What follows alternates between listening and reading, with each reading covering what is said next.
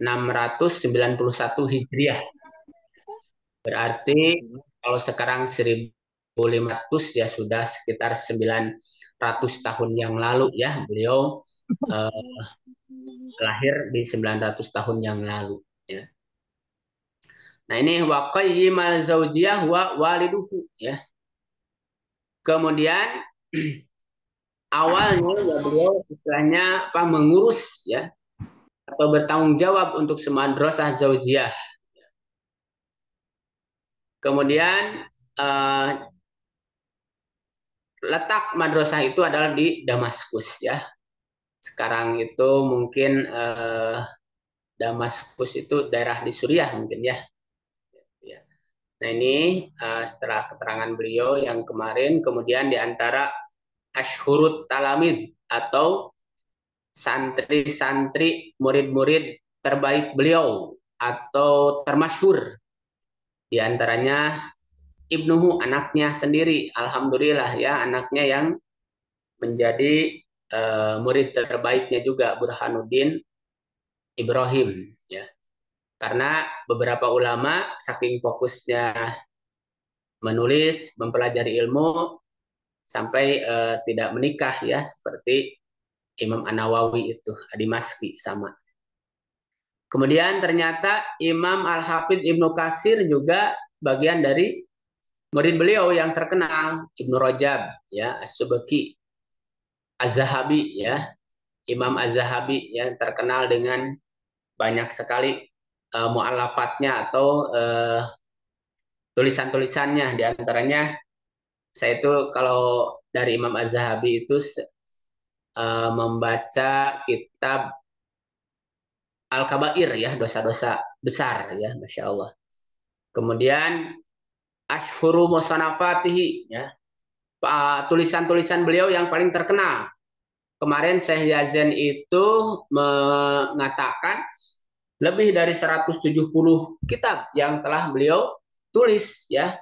Katanya itu hanya saja dikarenakan ada beberapa kesalahpahaman ya sehingga kitab-kitab beliau ada yang dihancurkan bahkan ketika penyerangan ya oleh kaum Tatar itu penghancuran kitab-kitab beliau itu bukan hanya kitab beliau ya banyak kitab yang dihancurkan hanya diantaranya ya ini adalah kitab-kitab yang beliau yang nomor dua Zadul Ma'ad yang kita bahas yang di dalamnya ada tentang Tibbun Nabawi ya ini Zadul Ma'ad As-Sawa'iqil Mursalah As-Sawa'iqul Mursalah Miftah Darus Sa'adah Madarijus Salikin Al-Kafiyah Asy-Syafiyah Fil Intisari Lil Firqah An-Najiyah ya.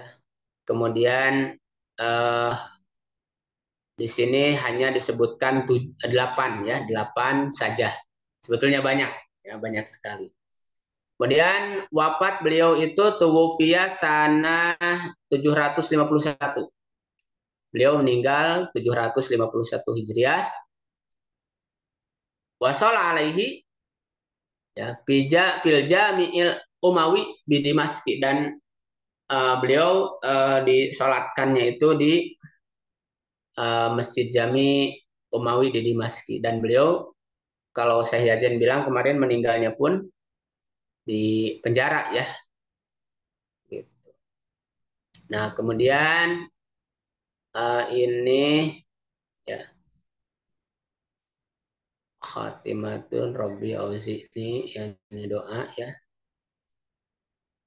doa yang beliau ini kemarin nggak terlalu dibahas yang ini kemudian beliau kemarin langsung ke pasal ini ya. Waqad ataina ala jumalin min hadihi sallallahu alaihi wasallam fil maghazi wasyari wal bu'usi wasaraya warasail wal kutub allati kataba biha ilal muluki wa nuwabbihim wa nahnu nutabi'u dzalika bi dzikril usul nafi'ah fi hadihi fitibi alladhi tatabbaba bih. Dan sesungguhnya telah datang kepada kita banyak sekali dari petunjuk-petunjuk Rasul, baik dalam perang, kisah, ya, kemudian bu'us itu baksun, ya, kebangkitan, wasaroya, ya, apa ya nih, warosail dan risalah-risalah, wal kutub dan kitab-kitab yang menulis dengannya kepada raja-raja, ya, Rasulullah SAW mengutus pada raja-raja, wanwabihim, ya, dan uh, memberikan ajakan kepada mereka. Dan kami nutbi'u dzalika bidzikril fusul. Kami sudah mengikutkan itu dengan menyebutkan berbagai pasal-pasal yang bermanfaat bihadihi dalam petunjuk beliau, fitibi dalam pengobatan, alladzi tatabbaba bihi yang beliau berobat dengannya. Wasafahu ligerihi dan memberikan sifat atau menerangkan kepada selainnya. Wanubayinu dan menjelaskan ma fihi apa yang di dalamnya minal hikmah dari hikmah alati zizu ukul yang akal kita terbatas, ya, atau akal pemikiran dari kebanyakan para tabib itu terbatas dari sampainya terhadap hikmah tersebut. Wa anna nisbatu tibbihim ilaiha kanisbati tibbil aja izi ila tibbihim. Dan nisbatnya atau perbandingannya pengobatan mereka terhadap pengobatan Tibun Nabawi ini seperti pengobatan yang lemah kepada pengobatan orang-orang yang lemah terhadap orang yang pintar. Panaqulu billahil musta'an wa minhu nastamidul haula wal quwwah. Nah, kemarin dijelaskan al-maradu nau'ani, penyakit itu ada dua hal. Maradul qulubi, penyakit hati. Wa maradul abdani, dan penyakit badan, jasad. Wahuma majkuroni fil Quran, dan itu keduanya disebutkan di dalam Al-Quran. Wa maradul qulubi, dan penyakit hati nau'ani ada dua macam. Maradu syubhat wa syak, ya, satu penyakit subhat dan syak, keraguan. Wa maradu syubhat wa syak wa maradun syahwat wa ghayyin, dan penyakit syahwat dan yang melewati batas. Kilahuma fil Quran, dan dua-duanya ada di dalam Al-Quran. Jadi penyakit itu dibagi dua, penyakit hati dan penyakit badan. Dan penyakit hati juga ada dua, yaitu ragu-ragu dan juga syahwat. Allah Ta'ala berfirman dalam menyebutkan penyakit syubhat. Fi qulubihim maradun fazadahumullahu marada. Di dalam hati mereka itu ada penyakit dan Allah menambahkan penyakitnya. Kemudian Allah berfirman, waliyaqul alladzina fi qulubihim maradu wal kafiruna madza aradallahu bihadza masalah. Dan supaya mereka berkata, orang-orang yang di dalam hatinya ada penyakit dan orang-orang yang kafir, apa kata mereka? Madza aradallahu bihadza masalah. Apa maksudnya Allah membuat perumpamaan ini? Kemudian Allah berfirman juga, pihak mandunya ila tahkimil Quran wa sunati fa abawa arado, ya, pada orang yang diajak untuk berhukum dengan Al-Quran dan Sunnah, kemudian mereka menolak, ya, terhadap berhukum itu dan berpaling. Wa idza du'u ila Allahi wa rasulihi liyahkuma bainahum idza fariqum minhum mu'ridun. Dan ketika mereka diajak kepada Allah dan Rasulnya untuk berhukum di antara mereka, ketika itu mereka sekelompok mereka di antara mereka berpaling. Wa iyakun lahumul haqqu ya'tu ilaihi mud'inin. Apa api kulubihim maradun amir tabu. Nah, apakah di dalam hati mereka itu ada penyakit atau keraguan? Am yakhafuna, atau mereka takut? O yakhifallahu alaihim wa rasuluhu, atau takut, ya, Allah kepada mereka atau kepada Rasulnya, bal ulaika humuz zalimun. Sungguhnya mereka lah orang-orang yang zalim. Kemudian maradus syahwat. Jadi yang pertama tadi penyakit hati itu penyakit ragu-ragu, ya. Yang kedua adalah syahwat. Wa amma maradus syahwat, adapun penyakit syahwat, faqala ta'ala, Allah berfirman, ya nisa'in nabi lastunna ka ahadin minan nisa. Wahai istri Nabi, kalian itu tidak seperti wanita yang ini. Ini taqaituna bil qaul. Kalau engkau bertakwa, maka jangan kau merendahkan dalam perkataan. Ya, jadi wanita itu kan lemah gemulai ya dalam kataannya, itu dilarang oleh eh, Allah kepada istri-istri Rasul. Fatoma'a alladzi fi qalbihi maradun, maka akan ada niat jahat orang yang di dalam hatinya penyakit. Nah, bahada maradus syahwat az-zina, ya. Yang disebut maradus syahwat di sini adalah zina. Wallahu a'lam. Jadi syahwat, keinginan kepada perempuan itu adalah bagian dari penyakit hati. Ya. Maka hendaklah sumber penyakit hatinya itu harus ditutup. Dengan cara apa? Pertama, menutup aurat. Yang kedua, menundukkan pandangan. Itu ya. Jadi kesimpulan di awal, penyakit ada dua. Satu penyakit hati, yang kedua penyakit badan. Penyakit hati ada dua, keraguan-raguan dan syahwat. Ya, kemudian sekarang penyakit badan. Wa amma maradul abdani faqala ta'ala, adapun penyakit badan, maka Allah berfirman, laisa 'alal a'ma harajun wala 'alal a'raji harajun wa 'alal maridi harajun. Tidak ada dosa kepada orang yang buta, tidak juga kepada orang yang a'raj dosa, dan tidak juga dosa kepada orang yang sakit. Itu ketika mereka dimaafkan saat tidak ikut berperang ataupun tidak melakukan sebuah ketaatan. Wadaka romarodul abdan, dan juga disebutkan penyakit badan itu fil haji wasaumi, dalam haji dan saum, wal wudu'i, dan dalil wudu, ya, wa in kuntum mardo ala saparin au jaa ahadum minkum minal goit au lamastumun nisa, ya. Kalau di dalam saum, paman kana minkum maridon, ya, siapa yang sakit, ya, itu ada di dalam hadis apa, di dalam ayat-ayat saum, ya. Ya. Di dalam ayat saum itu kan di 183, ya, Allah berfirman, ya ayyuhallazina amanu kutiba alaikumusiyam kama kutiba alal ladzina min qablikum la'allakum tattaqun ayyama ma'dudat faman kana minkum maridon. Nah, itu maridon di sana itu adalah sakit badan. Jadi orang yang punya penyakit hati tetap aja harus saum. Yang dimaksud di sini adalah penyakit badan. Misalkan dia tidak sanggup untuk saum. Wadzalika anal qawaidit tibil abdan salas. Dan karena itu, ya, pengobatan dalam penyakit badan itu ada tilu. Ada tilu. Ada tiga. Yang pertama, hibdus sihah, menjaga kesehatan. Yang kedua, himyatu anil mu'zi, menjaga dari yang memadaratkan.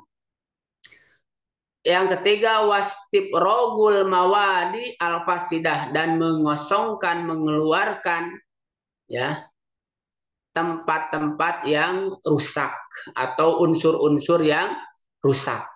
Unsur-unsur yang rusak apa? Di antaranya adalah darah yang rusak dengan dibekam, ya mungkin, ya. Ataupun juga unsur-unsur yang rusak lain adalah dengan salah satunya al-qoi'u, ya, muntah, itu bisa dijadikan sebuah pengobatan. Nah, jadi satu, untuk pengobatan penyakit badan, ya, beliau menyebutkan ada tiga. Satu, jagalah kesehatan. Yang kedua, jaga dari yang memadaratkan. Yang ketiga, kosongkan, keluarkan sesuatu yang rusak dari dalam badan. Fadzakara subhanahu, dan Allah pun berfirman, hadhil usul asalasa fi hadil mawadi salasa.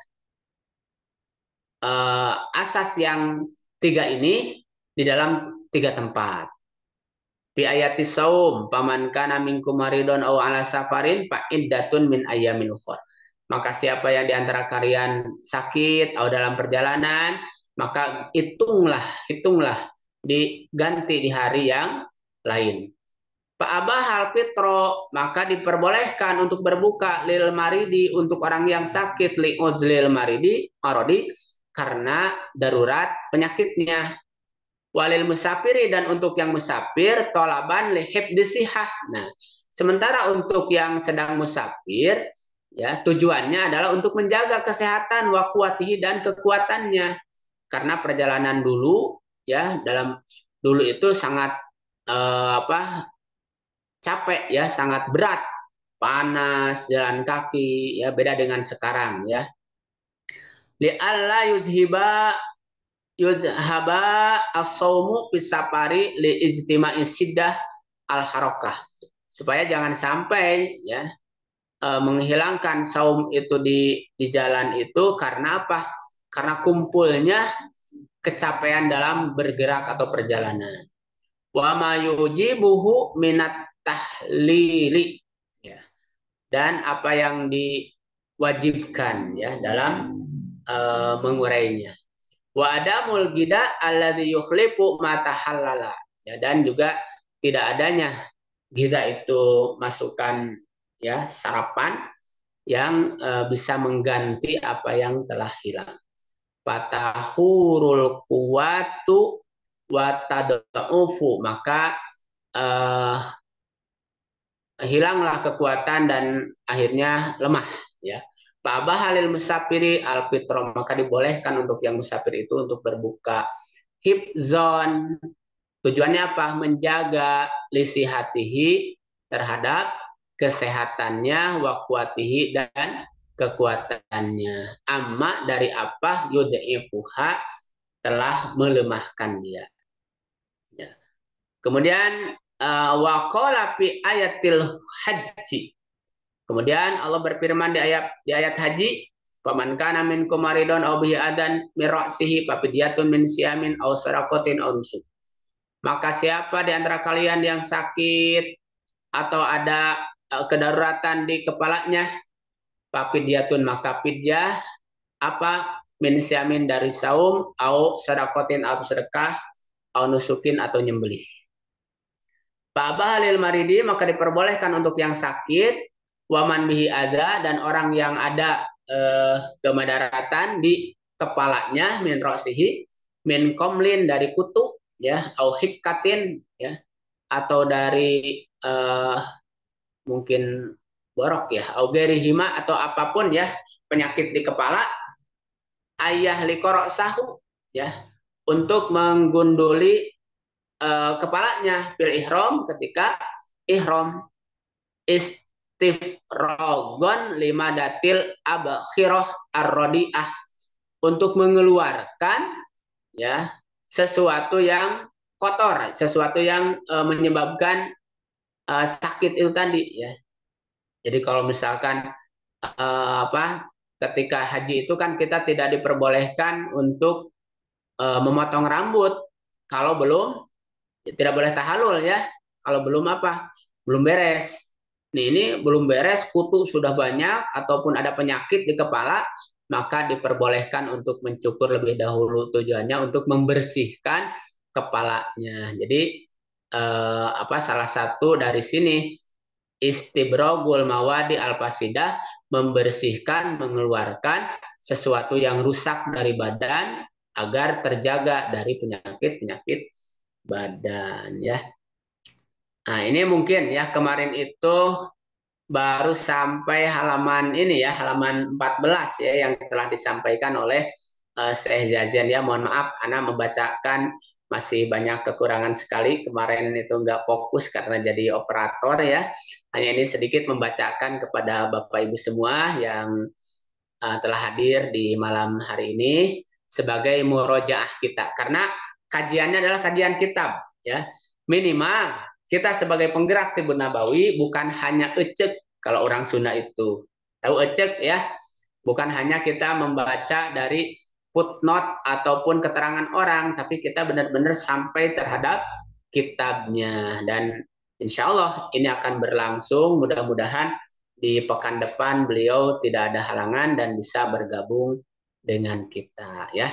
Ini yang bisa disampaikan, dan selanjutnya akan saya berikan ke Ustadz Andi untuk menambahkan materi atau materi tambahan, karena kita juga apa istilahnya, setiap malam ini ya selain kajian, kalau misalkan beliau tidak ada, nanti ada sharing session ya, penambahan ilmu ataupun nanti materi-materi dari para trainer di Jawa Barat ataupun dari yang lainnya, insya Allah ya. Mudah-mudahan ke depan kita bisa lanjutkan kembali.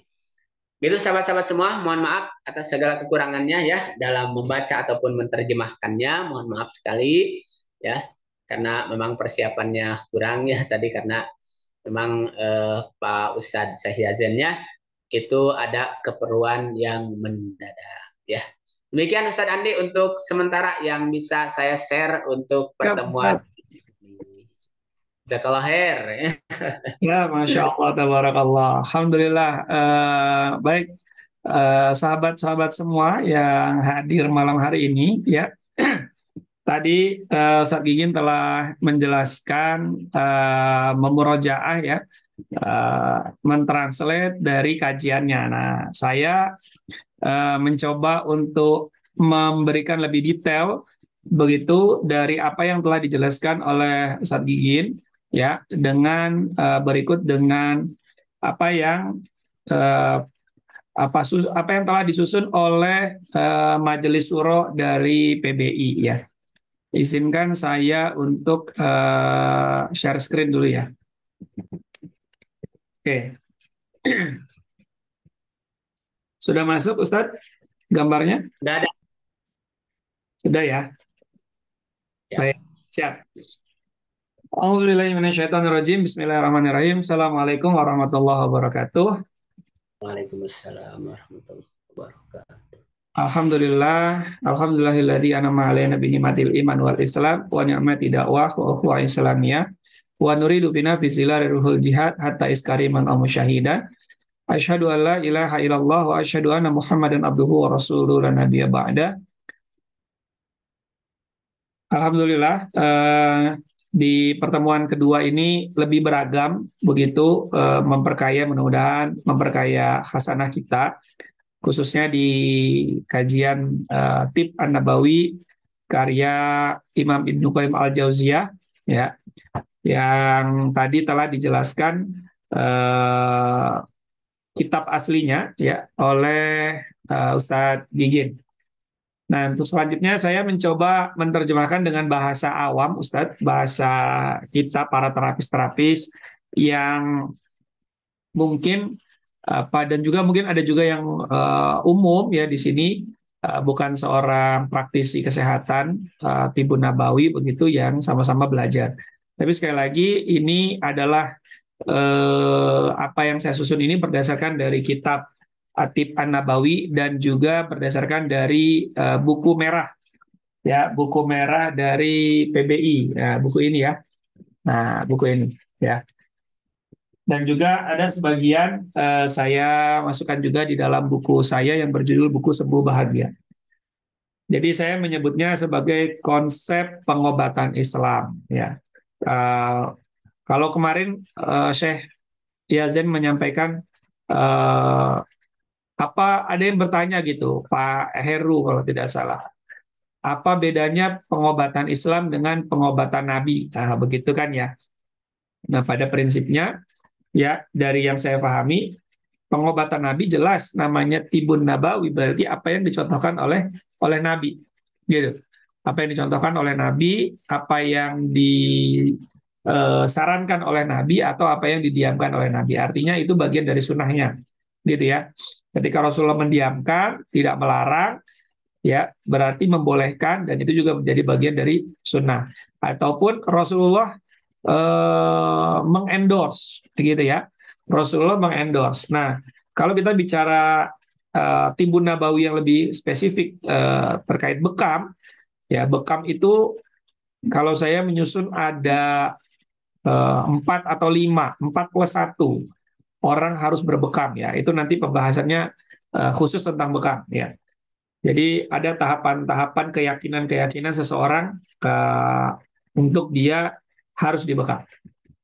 Oke, kita masuk dulu di kajiannya. Menurut kitab Khatib An-Nabawi ya di kalangan Imam Ibnu Qayyim, beliau menyampaikan bahwa jenis penyakit itu ada 2 dalam Quran. Tadi Ustadz Gigin sudah menyampaikan ya, 1 penyakit hati, 2 penyakit jasmani. Nah, kemarin ada yang menyampaikan juga bertanya gitu kan, hati ini apakah kemudian kolb ini apakah kemudian dia bersifat anatomis atau dia bersifat eh, apa namanya perumpamaan gitu ya.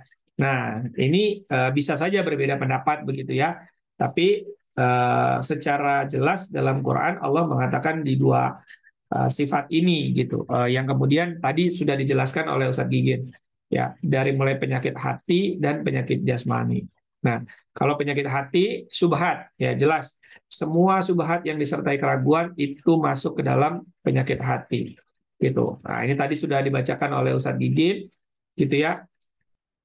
Artinya Allah menyatakan dengan jelas bahwa di hati mereka itu ada penyakit gitu.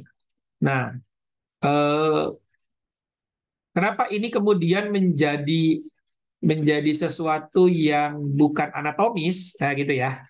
Hati ini gitu kan, fi kulubihim ya, kulub di sini kenapa bukan anatomis gitu? Kenapa bukan liver gitu ya? Kenapa bukan jantung?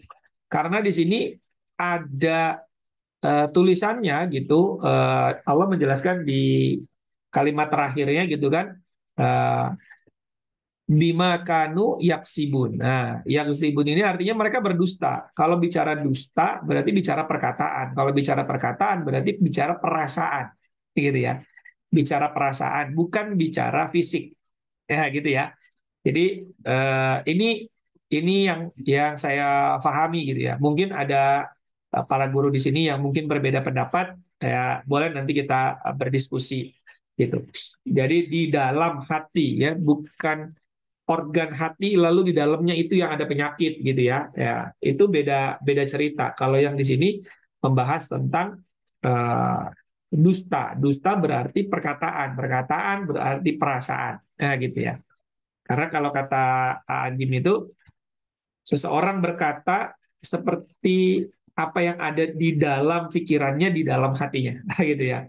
Teko hanya akan mengeluarkan air yang sama sesuai dengan air yang ada di dalam teko tersebut. Nah, seperti itu. Ya, ini analogi sederhana agar kita mudah memahami. Kemudian penyakit hati yang kedua yaitu syahwat yang disertai kesesatan. Ya, tadi Ustaz Gigin sudah menyampaikan juga gitu kan. Eh, ini menceritakan tentang kisah istrinya Rasulullah gitu kan. Dan sampai hari ini juga banyak sekali gitu perempuan-perempuan yang apa namanya menghalus-haluskan suara gitu kan sehingga nafsu syahwat itu keluar sehingga kemudian menjadi sesat orang. Artinya sesat itu berjalan menuju arah yang diharamkan ya gitu kan. Nah, lagi-lagi ini kenapa ini kemudian menjadi definisi penyakit hati yang disebut non anatomis karena ada eh, apa kalimat penjelasnya di belakang itu ucapkanlah perkataan yang baik. Nah, itu kan lagi-lagi ini soal perkataan, soal ucapan gitu ya. Berarti ini fix kita meyakini bahwa ini adalah soal penyakit hati yang bukan fisik gitu ya. Oke.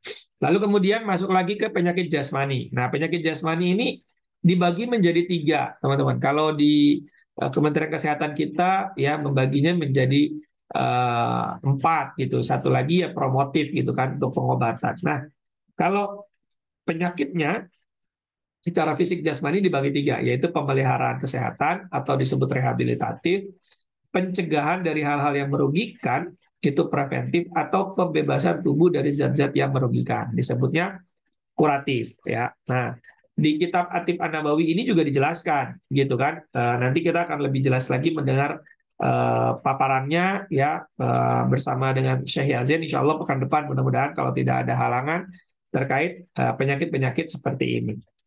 Nah, ini di surat An-Nur ayat 61 ini Allah mengatakan tentang sakit gitu ya, kaitan dengan sholat gitu di surat An-Nur.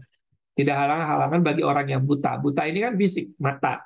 Pincang, pincang ini secara fisik, berarti organ tubuh, organ gerak, kaki gitu ya. Dan tidak pula bagi orang yang sakit, tidak pula berarti ini kaitan tentang penyakit fisik gitu. Nah, lalu kemudian turun lagi di apa namanya, rehabilitatif ya, pemeliharaan kesehatan gitu ya, di Al-Baqarah ayat 184. Nah, ini tadi Ustadz Gigin sudah menjelaskan ya kan, tentang puasa gitu ya. Jadi boleh tidak berpuasa ketika dia sakit. Kan tidak mungkin bicara tidak berpuasa, sakitnya sakit hati gitu, sakit perasaan lalu nggak berpuasa. Kan enggak ya. Puasa itu kan kaitannya dengan fisik. Berarti sakitnya ini juga sakit fisik, bukan sakit secara hati, secara batin gitu ya. Jadi sakitnya sakit fisik. Ya. Berarti Allah menyebutkan ada dua penyakit tadi, penyakit hati dan penyakit fisik. Ya. Lalu kemudian pencegahan dari zat-zat yang merugikan, ya, preventif. Nah, di surat An-Nisa ayat 43, ya. Adapun jika kamu sakit atau sedang dalam perjalanan atau habis buang air atau menyentuh perempuan sedang kamu tidak mendapatkan air, maka kamu bertayamum dengan debu yang baik. Artinya tayamum ini kan sesuatu kegiatan fisik, gitu ya. Sakit berarti ini sakitnya sakit fisik gitu. Tidak mungkin melakukan sesuatu kegiatan yang fisik tapi disandingkan dengan sesuatu yang non fisik gitu, yang hati ya. Berarti ini menjelaskan tentang preventif, mencegah gitu ya. Supaya apa? Supaya tidak tambah sakit. Kadang ada orang yang dia ketika kena air mungkin dalam kondisi demam dan lain sebagainya, atau mungkin luka yang tidak boleh kena air, ya maka bertayamum gitu ya. Nah, hal-hal seperti ini teman-teman banyak sekali yang belum eh, paham secara fikih gitu ya. Mungkin juga nanti Ustadz Gigin bisa membuat upgrading tentang fikih ini nih Ustadz. Jadi banyak teman-teman itu ya, khususnya di pesantren aja. Di pesantren saya itu banyak santri ketika dia sakit tangannya atau kakinya, dia luka gitu ya, yang diharuskan tidak boleh kena air, dia tetap kena air. Karena dia pikir kalau tidak hanya kayak gini doang ya harus wudhu gitu. Padahal sebenarnya boleh gitu ya, bertayamum. Nah, batasan-batasannya sampai mana mungkin nanti bisa dijelaskan secara upgrading. Oke, kita lanjut lagi. Kemudian penyakit jasmani. Ya, penyakit jasmani yang kuratif ya, pembebasan tubuh dari zat yang merugikan. Nah, ini di surat Al-Baqarah ayat 184. Ya, tadi Sagigin juga menjelaskan ya, bahwa jika ada di antara kamu ada yang sakit atau gangguan di kepalanya, berarti ini kan fisik nih, gangguan di kepala, fisik. Entah tadi katanya kutuan atau eh, hal-hal lain ya. Lalu dia bercukur gitu ya. Nah, ini dalam peristiwa haji. Nah, sebenarnya ini menjelaskan tentang titik ya, satu titik dari titik bekam ya, yang disusun oleh Majelis Syuro PBI ya bersama para dewan pakarnya untuk menentukan satu titik bekam di kepala gitu ya. Ini sejalan dengan hadis Rasulullah SAW yang ditakhrij dari Abu Daud nomor hadis 1838 yang disahihkan oleh Nasiruddin Al-Albani dalam Sahih Wadaif Sunan Abi Daud ya, jilid 4 nomor 336 ya. Yaitu apa? Titik apa namanya? Titik ar-ra'as ya. Titik ar-ra'as. Dari Ibnu Abbas radhiyallahu anhu bahwa Rasulullah SAW bersabda pernah meminta hijamah atau bekam di kepala ketika beliau sedang berihram karena sakit yang dialami di kepala beliau. Artinya ketika Rasulullah SAW mendapatkan perintah oleh Allah, petunjuk melalui malaikat Jibril tentang bolehnya mencukur rambut pada saat haji, tapi dia wajib bayar fidyah, bisa berpuasa, bersedekah atau kurban. Kemudian Imam Ibnu Abbas meriwayatkan itu dalam hadisnya Rasulullah. Seperti itu ya. Jadi Ar-Ra'as ini sejalan dengan salah satu ayat Quran di surat Al-Baqarah ayat 184. Ya. Lalu kemudian 10 zat yang dapat membahayakan tubuh. Nah, ini juga dijelaskan di kitab Atib An-Nabawi yang mungkin nanti insya Allah akan dijelaskan oleh Syekh Yazen ya. Ini saya sekilas-sekilas saja, nanti beliau akan menjelaskan lebih detail, yaitu darah yang bergejolak, sperma, urin, tinja, kentut, muntah, bersin, lapar, ngantuk, rasa haus. 10 zat ini yang tidak boleh ditunda-tunda. Gitu ya. Darah sedang bergejolak itu apa? Ya harus dibekam. Tidak bisa dengan hal-hal lain. Misalnya dengan olahraga, ya, dengan pijat saja misalnya, ya dia harus dikeluarin, ya darah itu harus dikeluarkan karena tidak bisa tidak dia harus dikeluarkan. Lalu kemudian yang kedua yaitu ya sperma ini nggak ada jalan lain gitu kan untuk dikeluarkan kecuali memang kalau sudah berumah tangga maka harus berhubungan suami istri. Air seni juga demikian, tinja demikian. Kemudian dirasa, ya rasa lapar, rasa kantuk, rasa haus ini juga tidak bisa diobati dengan hal-hal lain. Misal lapar dikasih obat penahan lapar gitu ya, nggak bisa tuh, ya harus makan dia gitu, tetap harus makan. Ngantuk dikasih herbal penambah stamina supaya nggak ngantuk, tetap mesti tidur. Haus nggak bisa diganti dengan hal yang lain, ya harus minum gitu ya. Nah ini tidak bisa tidak dilakukan, ini harus dilakukan, harus ditindaklanjuti, harus ditangani. Seperti itu kira-kira. Kemudian kita masuk ke dua macam penyakit jasmani. Yang pertama, penyakit yang diilhamkan oleh Allah. Ya, tadi ada 10 ya macam penyakit yang harus dikeluarkan, yang harus ditangani. Nah, sekarang penyakit jasmani itu ada yang satu diilhamkan oleh Allah, yang kedua yang butuh diagnosa dan analisa tenaga ahli. Nah, ini ya. Jadi ini mesti kita yakini juga bahwa penyakit jasmani itu ya ada yang memang secara naluriahnya itu Allah berikan kepada kita semua tanpa perlu orang lain, tanpa perlu peran dari orang lain, campur tangan orang lain. Nah, apa itu? Lapar. Bayi ketika lapar dia pasti menangis. Dikasih ASI oleh ibunya atau mungkin susu formula ya, dot itu udah pasti akan ngedot, nah gitu ya, nggak akan nggak gitu. Naluriahnya sudah ada, nggak perlu diajarin, nggak perlu dituntun-tuntun, dia udah langsung otomatis. Kemudian kedua haus, sama ya. Yang ketiga kedinginan. Seseorang tidak akan bingung ketika dia merasakan saya kenapa ya, tapi begini, ya, ya kedinginan gitu ya, ya udah masih kedinginan gitu. Apa tidak perlu, kayaknya saya perlu cek lab nih, saya kok menggigil ya gitu karena udaranya lagi dingin gitu ya, ya karena udaranya dingin ya masih kedinginan, itu sudah nggak perlu lagi ada hal-hal lain gitu ya. Beda kasus dengan demam, ya beda kasus, tapi ini kedinginan secara fisik ya itu.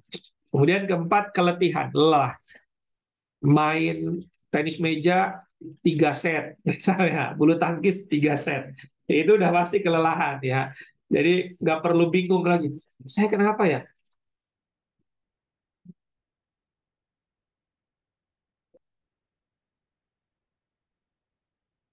Ya, maaf, maaf. Keputus ya tadi ya. Ya, eh, ketika kelelahan ini menjadi sesuatu yang tidak perlu kita apa namanya, tidak perlu eh, kita tanya lagi gitu, ya. Tidak perlu kita tanya lagi. Ya, sebentar. Masih terdengar suara saya?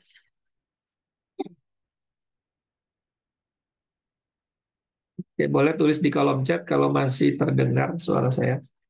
Mohon maaf, izin saya kembali share screen lagi. Oke, sebentar. Oke, ini ya. Jadi ketika seseorang main tenis meja, lalu dia 2 set, 3 set nggak berhenti gitu ya, lalu kemudian dia eh, ngos-ngosan napasnya, kira-kira kenapa? Ya pasti karena capek, keletihan gitu. Gak perlu lagi nanya, ini saya kenapa ya gitu ya. Gak perlu lagi ya. Perut keroncongan, nggak perlu juga ditanya atau cek lab gitu. Perut saya kenapa keroncongan gitu ya. Ya udah lapar gitu ya. Nah, nah, kemudian yang kedua yang butuh diagnosa ya dan analisa tenaga ahli. Nah, ini yang perlu kita tanya gitu. Apa saja? Demam, panas, suhu tubuh ya, dingin, kering, badan kering gitu ya, kulit kering ya, atau komplikasi dari gejala-gejala tersebut. Ya, ini yang membutuhkan diagnosa dan analisa. Kemudian masuk ke bentuk penyakit ya. Nanti ada penjelasannya juga di apa namanya? Di kitab Atib An-Nabawi ini gitu. Uh, ya. Yang pertama penyakit fisik, yang kedua penyakit kondiktif ya. Penyakit fisik dan penyakit kondiktif. Ada dua. Ini kita bahas satu-satu. Penyakit fisik dulu. Penyakit fisik yang pertama tentang ya fisik organ tubuh. Berarti uh, jantung ya, paru-paru dan lain sebagainya. Kemudian rongga-rongga tubuh ya. Kemudian pembuluh darah. Nah, kita masuk dulu di rongga tubuh deh. Di rongga tubuh ini, teman-teman, saya pernah menyampaikan bahwa kita itu ada namanya PPK, titik perjengkal kehidupan. Ya, nah, bisa dicatat ya, TPK, titik perjengkal kehidupan. Kalau kita menghitung ya, ada beberapa jengkal yang itu simetris dengan tubuh kita. Nah, ini waktu kajian stroke ya, 2 pekan yang lalu saya pernah membahas ini. Ya, 2 atau 3 pekan yang lalu. Contoh yang pertama dari ubun-ubun ya. Kehidupan seseorang diangkat ya, diwafatkan itu ditarik dari ubun-ubun ya, melalui ubun-ubun ini.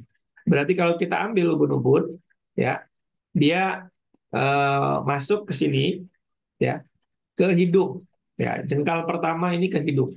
Hidung, pernapasan, ini kehidupan. Kalau seseorang tidak ada hidung, jalur nafas lah ya, maka tidak bisa bernafas. Kemudian jengkal kedua, tenggorokan. Jika seseorang tidak ada jalur makanan, tenggorokan di sini, maka ini akan tidak bisa hidup. Kemudian titik jengkal yang ketiga, jantung, paru-paru ya. Nah ini ya, jantung, paru-paru. Ini jengkal ya. Jadi dari sini hidung, hidung ke leher, leher ke jantung, paru-paru ya. Nah ini jantung jengkal ketiga, paru-paru jengkal keempat. Kemudian ke bawah lagi ya, ke bawah lagi di tengah-tengah sini ya, tengah-tengah dari leher ke bawah ini ketemu dengan kita sebutnya apa? Ulu hati ya. Ada lekukan pertama dari rongga tubuh kita ya. Nah ini apa namanya? Yang biasanya ketika seseorang memiliki masalah penyakit ya di area perut biasanya timbul benjolan. Nah, ini bisa dilakukan pijatan memutar perlahan sambil masuk ke dalam seperti ngebor. Ya, ke kanan lalu sampai terasa mentok sudah tidak tahan lagi lalu balikan ke kiri naik sambil naik ke atas ya gitu ya. Jadi ketika ada benjolan di ulu hati, ini kan jengkalnya pas di ulu hati kita ya. Kalau kita jengkal, teman-teman ya boleh dicoba. Lalu kemudian ke bawah lagi, dari ulu hati jengkalin ke bawah lagi, itu masuknya ke pusar ya. Pusar berarti titik pusat kehidupan juga ya. di mana ari-ari ya mengambil nutrisinya gitu ya dari jalur tali pusat ini, gitu ya, masuk ke situ. Nah, lalu ke bawah lagi ya, ke bawah lagi apa? Ke kemaluan ya, jengkalnya lagi ke kemaluan. Nah, ya tentu kemaluan ini bagian dari memperpanjang kehidupan ya, memperpanjang kehidupan. Nah, ini bagian dari rongga tubuh nih ya, titik perjengkal kehidupan. Itu Allah sudah mencetak seperti itu. Berarti berapa? Satu, dua, tiga, empat, lima, enam, tujuh. Ada 7 titik perjengkal kehidupan ya. 7. Berarti seperti surat Al-Fatihah. 7 ayat. 7 titik perjengkal kehidupan. Kemudian masuk lagi ke pembuluh darah kita, ya, ke pembuluh darah kita. Nah, ini masuk bagian dari penyakit fisik, ya, yang sering terjadi. Salah satunya penyakit stroke, gitu ya. Kemudian kalau kita bicara pembuluh darah, ketika bicara stroke, hemoragi, perdarahan, biasanya terjadinya bukan hanya karena faktor tekanan darah saja, tapi karena kerapuhan dinding pembuluh darah atau kerapuhan pembuluh darah perifer. Ya, ketika pembuluh darah, kenapa dia bisa rapuh pembuluh darah itu? Karena dia kekurangan kolagen sehingga terjadinya kulit kering kesat, ya, kesat atau kering, ya. Jadi si dinding pembuluh darah ini, ya, dindingnya ini dia kering, kekurangan kolagen sehingga dia tidak elastis. Ketika dia tidak elastis, jantung memompa lebih kencang karena kortisol keluar, lalu pembuluh darah menyempit. Si pembuluh darah ini dindingnya rapuh, maka dia pecah, gitu ya. Dia pecah. Ketika dia pecah, itulah disebut yang namanya stroke hemoragi, ya. Atau yang karena apa? Karena salah satunya kekesatan juga. Kemudian yang kelima, iritasi. Iritasi bisa iritasi di luar, bisa iritasi di dalam perut ya, karena makanan yang dimakan ya, atau udara ya dari luar dan lain sebagainya. Kemudian kaitan dengan jumlah sel. Ketika sel-sel tubuh seseorang berkurang atau tidak beregenerasi dengan seimbang, maka yang dinamakan penyakit degeneratif atau penurunan fungsi organ. Kenapa bisa organ itu menurun? Karena selnya berkurang, jumlah selnya berkurang. Ya, setiap siklus regenerasi sel tidak sama dengan sel yang mati. Sel yang hidup dengan sel yang mati tidak sama, gitu. Yang mati 100.000, yang hidup hanya 60.000. Misalnya per 2 minggu sekali seperti ini, maka 40.000 sel per 2 pekan sekali mati. Akhirnya si organnya mengalami penurunan. Ini karena apa? Karena jumlah selnya yang rusak. Kemudian yang ketujuh terkait dengan tulang, ya, terkait dengan tulang. Nah, tulang ini juga menjadi salah satu eh, apa area tempat memproduksi sel darah putih, ya, yang mana ini bisa menjadi apa namanya? Dia bisa menjadi imunitas, ya, kekebalan tubuh terhadap seseorang. Nah, ketika tulangnya bermasalah, karena apa? Lagi-lagi tulang kaitannya dengan kolagen juga. Bukan hanya kalsium, teman-teman, tapi juga kolagen. Karena kolagen ini merupakan jaringan ikat, ya. Kalau kolagennya nggak cukup, sementara kalsiumnya cukup, tapi kolagennya kurang, dia nggak bisa ngikat tuh, gitu ya. Dia jaringan ikat si kolagen ini. Apalagi udah kolagennya kurang, kalsiumnya kurang, udah makin jadi, ya. Kemudian kita masuk ke penyakit kognitif. Apa sih penyakit kognitif? Yaitu penyakit tentang gangguan sistem metabolisme tubuh. Nah, ini ya. Jadi kalau kemarin saya sempat menyinggung ketika seseorang tidur di atas jam 10 malam, begadang sampai jam 1, jam 2 malam dia begadang, dia tidak tidur, maka ada hormon-hormon yang rusak, yang kacau. Apalagi kemudian ditambah bangunnya siang atau sehabis subuh tidur, ya. Nah, ini kan Rasulullah juga melarang kita untuk tidur setelah subuh begitu ya. Karena apa? Karena bisa terjadi gangguan sistem metabolisme tubuh. Nah, ini disebut kategori penyakit konduktif. Kemudian atau penyakit yang menyerang suatu organ gitu ya. Yang akhirnya si organ tersebut menjadi rusak. Misalnya TB tulang, TBC gitu ya, hepatitis dan lain sebagainya. Nah, ini penyakit konduktif. Oke, kemudian kita masuk lagi ke sifat penyakit. Nah, ini sebenarnya sebagian teman-teman mungkin ada yang jauh lebih mengetahui hal ini, tapi saya coba mensederhanakan dengan pemahaman yang saya pahami, begitu ya. Kalau kita bicara tentang hukum berpasangan, sebenarnya Rasulullah SAW telah mencontohkan seperti beliau memakan buah kurma dan semangka secara bersamaan gitu ya. Kemudian beliau mengatakan bahwa panasnya kurma dinetralkan dengan dinginnya semangka dan dinginnya semangka dinetralkan dengan panasnya kurma. Jadi bahkan ketika beliau dalam apa namanya suhu iklim ya, iklim yang dingin, maka beliau makan kurmanya kurma kering. Tapi ketika beliau dalam suhu musim yang panas, beliau makan kurma basah gitu ya. Nah, ini juga mencontohkan tentang hukum berpasangan. Nah, kalau di apa namanya beberapa buku-buku ya pengobatan telah ada biasanya. Nah, kita membagi menjadi 4 bagian ya. Sifat manusia berdasarkan dalam Quran juga. Panas. Nah, ini kalau teman-teman me, apa namanya? Melihat api itu bergeraknya kemana, teman-teman? Boleh tulis di kolom chat. Api bergeraknya kira-kira kemana? Ke Ke atas. atau ke bawah? Ke atas ya. Nah, ada nggak api yang ke bawah? Nggak ada. Api pasti ke atas bergeraknya. Karena apa? Berarti dia semua yang naik ke atas itu bersifat panas, ya gitu ya, bersifat panas. Makanya kalau orang darah tinggi, kepalanya pusing. Orang darah tinggi itu nggak pernah kakinya pegel.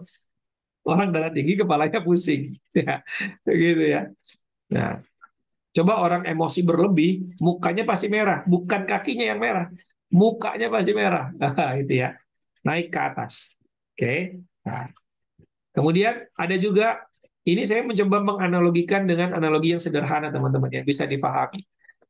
Ada juga yang sifatnya kering, yaitu sifatnya dia hanya menghantar dan membuang. Ya, cuma lewat aja gitu. Ya, menghantar dan membuang. Kering kan karena dia nggak bisa nyimpen. Ya. Nah, kalau dia apa?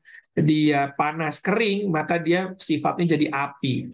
Dia naik menghantar ke atas atau membuang lewat atas. Nah, gitu ya. Air misalnya ya, dipanaskan dari bawah. Ya. Lalu kemudian kira-kira uapnya ke atas atau kemana uapnya? Pasti ke atas. Membuang lewat atas ya, naik dia. Ya. Karena ada api tadi ya. Gitu. Jadi ketika panas bertemu dengan kering, maka dia akan menjadi api. Kira-kira bisa nggak api timbul dari sesuatu yang basah? Bisa nggak? Nggak bisa. Secara sunatullahnya nggak bisa. Tapi ternyata ada api di dalam laut. Ya gitu ya. Karena ternyata apa? Apinya itu lebih panas daripada suhu air itu ya. Gitu. Tapi kalau sudah nyampe ke atas ya tetap dia hanya apa namanya berbuih saja gitu ya, mendidih saja. Kemudian ada lagi sifat yang dingin. Nah, kalau kita pelajari dari SD, namanya air itu selalu berjalan menuju tempat yang rendah, gitu ya. Betul ya? Ada nggak air jalannya ke atas? Ya, ada air jalannya ke atas. Nggak ada ya. Air pasti jalannya ke bawah. Semua air ke bawah. Berarti air itu dingin, gitu ya. Sifatnya turun. Berarti eh, kalau misalnya kita contohin ya, saya analogikan. Kalau teman-teman ada di daerah yang dingin, misalnya di Bromo, misalnya ya, di daerah Bromo, daerah Malang, Puncak, atau Puncak sekarang masih dingin deh. Kira-kira pengen pipis nggak? Pasti orang yang dingin di daerah dingin tuh pengen pipis gitu ya. Nah, ketika dia pengen pipis, sering-sering pipis karena udara, kan udaranya dingin gitu. Jarang sekali orang yang di daerah panas, gurun pasir, misalnya, pengen pipis terus, kecuali ada penyakit diabetes misalnya ya, atau minum obat diuretik ya. Tapi kalau misalnya secara secara sunatullahnya, area udara apa lingkungan yang dingin itu pasti pengen orang bikin pipis, turun dia ke bawah, gitu ya. Berarti orang yang pipis terus tanpa minum obat, ya, berarti dia kondisi tubuhnya dingin. Sesungguhnya kondisi tubuhnya dingin. Nah, kemudian kalau dia kering dingin, berarti dia masuk kategori tanah. Tanah itu turun, menghantar dan membuang lewat bawah, gitu ya. Nah, dia tanahnya itu apa? Tempat di mana air itu turun ke bawah dan melewati itu, gitu ya. Kalau besi kan nggak bisa nembus ya, air nggak bisa tembus. Nah, air nggak bisa menembus besi, tapi kalau menembus tanah dia bisa turun ke bawah. Kemudian lembab. Lembab itu sifatnya menyimpan dan memelihara, ya, kelembapan, gitu ya. Eh, kanebo, kanebo itu kalau kaku dia kering atau basah, kering, ya. Kanebo kalau lemes dia pasti lembab. Nah, kenapa lembab? Karena dia menyimpan di dalamnya ada air. Berarti tersimpan air di kanebo itu, gitu ya. Nah, sama seperti tubuh kita. Kalau tubuh kita menyimpan, ya, sifatnya menyimpan, apa yang bisa disimpan? Air. Kalau dia air itu ketemu dengan kelembapan, berarti dia menyimpan. Berarti yang terjadi apa? Pembengkakan. Area mana pembengkakannya? Area kaki. Kalau misalnya seseorang, orang diabetes, dia tidak bisa pipis jarang, lalu kemudian kakinya bengkak, berarti sesungguhnya tubuhnya telah mengalami lembab dingin karena menyimpan ya di bawah. Maka yang harus dilakukan adalah apa? Ya dikeluarin gitu ya, bisa dengan minum herbal diuretik ya, kumis kucing, ya alang-alang dan lain sebagainya. Nah, air dia sifatnya mengisi ya, dia mengisi dan memelihara di bagian bawah gitu ya. Nah, bukan naik dia turun mengisi, memelihara di bagian bawah. Nah, sehingga kalau misalnya dingin lembab, lembab dingin berarti ada airnya. Nah, biasanya orang-orang tipikal orang-orang gemuk. Orang gemuk biasanya dia lemaknya banyak gitu ya. Lemak itu ya airnya juga banyak gitu. Kemudian kalau lembab ke panas, maka ini sifatnya masuknya ke udara gitu ya. Dia mengisi naik tapi memelihara di bagian atas. Udara itu kan mengambang ya teman-teman ya. Udara dia bergeraknya ke atas ya. Dia secara alaminya dia bergeraknya ke atas gitu. Nah, berarti kalau lembab panas ada hawa, ada udara panas yang naik ke atas gitu ya. Dan biasanya orang-orang yang punya energi berlebih karena udaranya panas gitu ya, eh, lingkungannya panas, lingkungannya pinggir laut gitu ya, pinggir tebing ya, gurun pasir, biasanya mereka postur tubuhnya kuat-kuat, tegap-tegap, kuat-kuat, suaranya lantang-lantang ya. Hampir tidak ada orang-orang yang eh, nelayan begitu ya, atau yang bekerja di pinggir di gurun pasir itu lembut-lembut suaranya ya, apalagi pria ya, pasti keras-keras suaranya, badannya tegap-tegap. Kenapa begitu? Ototnya kuat-kuat karena tadi dia panas gitu, udaranya juga panas. Nah, ini sebagian hal yang nanti insya Allah akan dibahas ya oleh Syekh Yazen di pertemuan-pertemuan berikutnya yang mungkin akan lebih lengkap.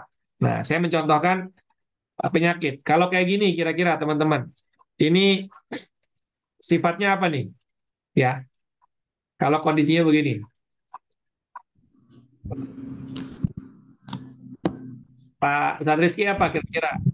Kalau kondisi kaki seperti ini. Ini apa nih? Tadi kan ada dingin, ada lembab. Nah, Lembab dingin. lembab dingin. Iya, gitu ya. Lembab dingin. Karena dia menyimpan air tuh di situ tuh, gitu ya. Yang harus dikeluarkan. Kemudian, kalau stroke, nah, stroke gimana? Stroke Panas. Panas. panas ya, karena dia naik ke atas kan. Nah, ini walaupun ya ada juga tipikal stroke yang karena diabetes, karena kegemukan gitu ya, ada juga. Tapi lembab panas atau kering panas gitu ya. Nah, teman-teman udah pinter nih, udah mantap lah. Kemudian kalau sakit perut, ini sakit perut, sakit perut gimana nih kira-kira? Sakit perutnya, Dingin. Kering sakit dingin. perut, Lembab basah. Kering dingin. iya, bisa bisa dingin ya, bisa eh, panas perutnya. Tapi kalau ada luka, panas dia, kering panas. Kalau di lidahnya kita lihat ada Lapar. parit, ya, ada parit transversal atau longitudinal. Longitudinal itu panjang atau transversal, garis-garis gitu ya di lidahnya, dari tengah lidah area perut, berarti dia kering gitu ya, kering panas. Nah gitu ya, betul, Cece. Kering panas. Biasanya karena banyak makan apa nih? Sakit perut. Coba banyak makan Pedas. Das. Pedas. cabe, sambel, pedas ya. Nah, itu panas-panas kan gitu ya. Oke. Nah, itu menimbulkan panas. Kemudian kalau demam, lemes. Lemes, eh, badannya juga apa namanya? Bibirnya membiru gitu ya. Nah, kira-kira pucat gitu ya. Kira-kira apa nih? Lembab panas. Lembab. Biru menandakan berarti kekurangan oksigen, hipoksia ya, bibir biru begitu ya. Eh, kemudian eh, dia lemes ya, berarti tidak ada energi. Nah, nggak ada energi nih. Kalau nggak ada energi apa? Ke atas apa ke bawah? Lembab. Lembab dingin. Ke bawah. Ke bawah. Bawah. Dingin. Utamanya dingin. Berarti orang ini dingin ya. Berarti orang ini dingin. Lalu ketika orang ini dingin, dinginnya tinggal dicek badannya kurus atau gemuk. Kalau dia gemuk berarti eh, lembab dingin. Kalau dia kurus, kering gitu ya, berarti kering dingin gitu ya. Pertanyaan saya dari 4 gambar ini, mana yang boleh dibekam? Stroke. Stroke bisa dibekam? Stroke. Stroke bisa insya Allah. Ustaz. Bisa. Tapi bukan yang baru Perut. stroke ya, tapi yang sudah pulang dari rumah sakit gitu ya. Sakit perut. Sakit perut bisa dibekam? Bisa. Itu akan Bisa. membuat nyeri. Ya. Odem bisa nggak? Odema bisa nggak? Tidak. Tidak Bisa. bisa. Ya. Lemah dia. Lemah juga Tidak bisa. Nggak boleh. Belum boleh. belum boleh dibekam. Nah, udah pada pintar, Masya Allah ya. Alhamdulillah ya. Jadi dengan begini kita bisa mudah mengklasifikasikan seseorang ini penyakitnya apa, sifatnya apa gitu ya. Sifat sakitnya apa? Kalau dia datang dengan Assalamualaikum, misalnya gitu, mata pucet ya, bibir membiru gitu ya, badan getar-getar, berarti dia dingin. Kasih booster imun.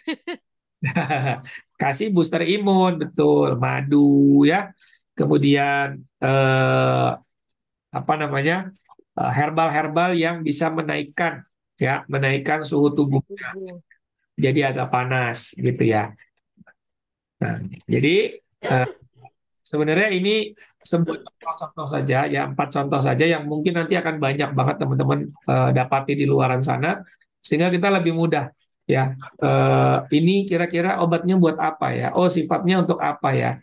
Oh, ini kok kategorinya bagaimana ya? Nah, itu alhamdulillah tuh salah satu guru kita juga ya, sahabat saya, Pak Trihari itu juga sering membahas tentang sifat-sifat seperti ini ya, penyakit, sehingga kita mudah mengklasifikasikan. Nah, kalau teman-teman nanti mau belajar lebih panjang lagi tentang penyakit herbal, Mau, Pak Ustadz.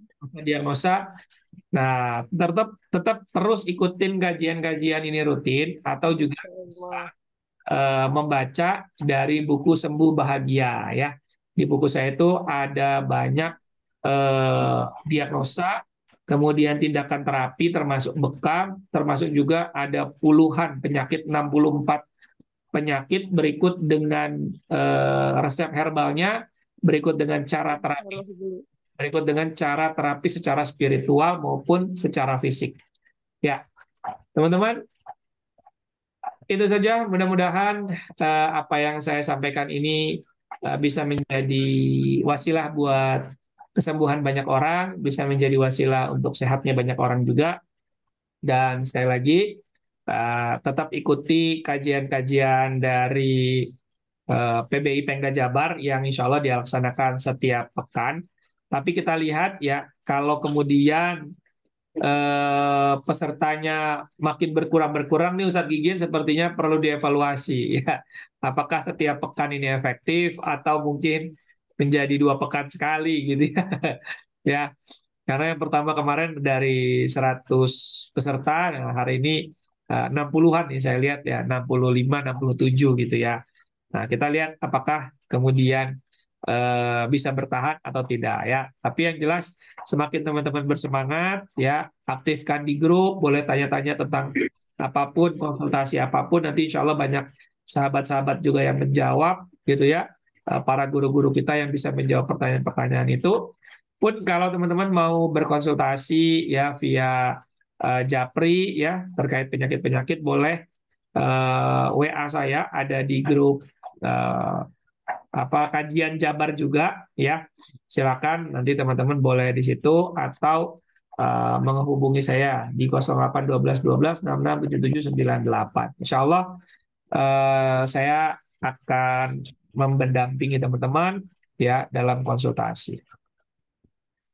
Oke, dan saya mengingatkan buat teman-teman yang mungkin ingin mendapatkan sertifikat atau piagam ber-SKP PBI, satu SKP PBI bagi anggota PBI ya, apapun yang ingin mendapatkan sertifikatnya bagi yang umum, bisa berinfak ke Infak PBI Pemda Jawa Barat ya, untuk kegiatan-kegiatan dakwah PBI Jawa Barat. Ya, seperti itu. Nanti nomor rekeningnya akan diinfokan di grup ya, di grup. Nah, yang belum dapat sertifikat tapi sudah berinfak, silakan konfirmasi ke Teh Siti. Betul ya Ustadz Gigin ya? Ya, ke Teh Siti Jenab. Baik, saya kembalikan ke Ustadz Gigin. Terima kasih. Assalamualaikum warahmatullahi wabarakatuh. Waalaikumsalam warahmatullahi wabarakatuh. Alhamdulillah, sahabat-sahabat semua, sharing ilmu di malam hari ini, masya Allah, sangat dahsyat sekali ya. Jadi insya Allah majelis kita ketika kajiannya halangan tetap akan diisi oleh kita, mungkin kita akan saling share ya. Insya Allah nanti ada di sini Pak Tri ya di sini ya, dan yang lain yang mudah-mudahan. Namun ini ada satu hal yang dititipkan oleh saya ya. Suaranya kecil.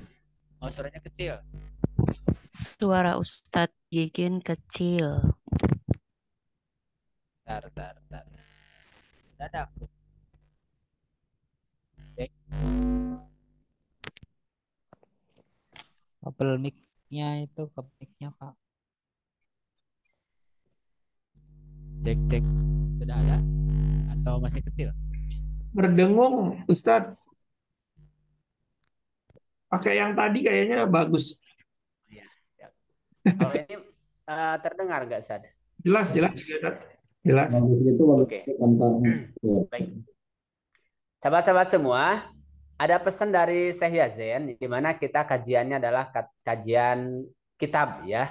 Jadi mohon misalkan untuk bersabar dan istilahnya download dulu kitabnya, kemudian ya kita ada yang terjemahnya ataupun yang Arabnya, biar apa? Kita ketika mencatut istilahnya ya, mencatut sebuah perkataan ataupun yang lainnya itu kita benar-benar sudah memang membaca bukunya, baik buku terjemahannya yang kita baca ataupun secara langsung kitab klasiknya ya dari Syekh Yazin. Dan tentunya Syekh Yazin juga mengamanahkan kita untuk bersabar ya. Jadi karena pembahasannya kan beda ya kalau antar kitab itu jadi perhalaman-perhalaman gitu ya. Insya Allah ketika nanti kitab Tibbun Nabawi yang dari Ibnu Qayyim ini sudah beres, nanti ada Muqaddimah Tib dari Imam Az-Zahabi, tadi Ustaz Iwan Caca juga sudah merekomendasikan. Intinya ya kita kajiannya akan berbeda, mungkin sedikit bisa dikatakan kalau misalkan untuk pengen yang praktisnya ya memang beda tempatnya ya. Mungkin ketika Syekh Yazin ada halangan, itu tuh yang praktisnya itu nanti dari pemateri-pemateri yang lain mungkin ya, insya Allah. Demikian Bapak Ibu semua, jazakallah khairan kasiron atas atensinya, dan juga terima kasih Ustadz Andi, para guru-guru semua sudah Pengumuman bersabar kemana, melihat. Ustaz? Pengumuman Ya gimana Ustadz? Ya, setelah dicek di Facebook maupun Instagram, ya, satu orang yang mendapatkan apa namanya Dia gitu ya. ya, saya kemarin sudah meneliti, mencari gitu ya, siapakah kira-kira yang beruntung ya mendapatkan satu buah madu. Ya, kalau pria nanti bisa meminum ya, mendapatkan madu grade honey dari Padepokan Sehat Cinta Dakwah dari pesantren saya ya, akan dikirimkan langsung ke alamat di rumah. Nah, ini saya buka dulu. Siapa kira-kira yang mendapatkan itu? Kayaknya Ibu Indi nih. Nah, bapak-bapak atau Senyum-senyum. ibu-ibu kira-kira? Atau Teh Mistin mungkin. Nah, syaratnya salah satunya adalah mengaktifkan kamera dari awal sampai akhir, gitu ya. Kemudian yang kedua, menuliskan di Facebook, ya, nge-tag, atau di Instagram, ya, di tag juga. Yang mendapatkan adalah Pak Heru Hairullah. Masya Allah. Ada Pak Heru. Pak Heru. Pak Heru Hairullah. Iya, Pak Heru. syukur.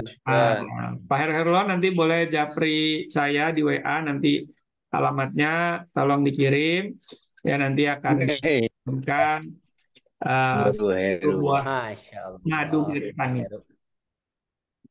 Iya, siap. Syukran, Ustaz. Nah, sahabat-sahabat, insya Allah ini setiap pertemuan itu ada door prize-nya ya, dengan syarat dan ketentuan berlaku, yaitu mengaktifkan kamera, membuat resume, dan mengetek ya. Bagi sahabat-sahabat yang belum misalkan ikut pelatihan bekam SOP PBI, insya Allah ada diskon spesial ya untuk sahabat-sahabat peserta kajian ini yang belum memiliki sertifikat SOP PBI. Mungkin sudah bisa bekamnya, tapi belum punya SOP-nya, insya Allah nanti akan ada door prize berupa diskon pelatihan yang bisa dipergunakan di seluruh Jawa Barat, insya Allah. Dan tentunya nanti Ustadz Andi ya, kita akan cek siapa yang nanti akan beruntung ya. Dan insya Allah door prize nanti juga akan kami fasilitasi dari para sponsorship di Pemda Jabar, diantaranya ada JSR ya dari Kang Dayu, kemudian juga produk dari teman-teman yang lain ya, seperti PAO dan dari anggota PBI Jabar, insya Allah. Tetap semangat ya, mudah-mudahan pekan depan Allah berikan kesehatan dan kesempatan kepada kita, dan mudah-mudahan Syekh Yazin untuk pekan depan semoga Allah berikan kelancaran ya, tidak ada gangguan yang mendesak ya, karena beliau sudah komitmen, hanya saja tadi itu ada urusan yang mendadak ya. Di pagi hari kita sudah deal, tapi menjelang dekat ada keperluan mendadak, mohon dimaafkan bagi semuanya. Jazakallah khairan katsiran kepada semua. Mari kita sama-sama tutup majelis ini dengan doa kifaratul majelis. Subhanakallahumma wabihamdika Asyhadu an la ilaha illa anta astagfiruka wa atubu ilaik. astaghfiruka wa atubu Walhamdulillahirabbil ilaik. alamin. Mohon maaf sekali lagi dari saya dan tim. Mudah-mudahan Bapak Ibu semua diberikan kesehatan, kenyamanan, ketenangan selama beristirahat dan besok bangkit dengan semangat untuk taat kepada Allah. Assalamualaikum warahmatullahi wabarakatuh. Atur nuhun.